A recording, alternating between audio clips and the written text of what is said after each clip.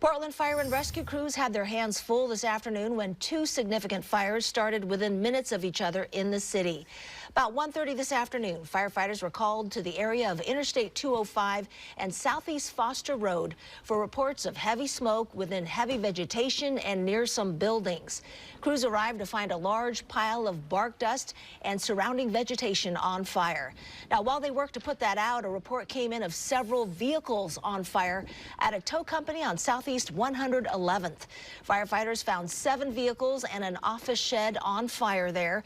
It was quickly brought under control and nobody was injured in either of these fires. Investigators are working now to figure out what caused them. Fire officials are asking people to be careful with things that could burn on hot days like today. They say that they have a few tips. Number 1, throw away barbecue ashes properly in a metal container. Set lawnmower blades higher to help avoid sparks when blades hit rocks. And stay away from driving over flammable grasses or vegetation.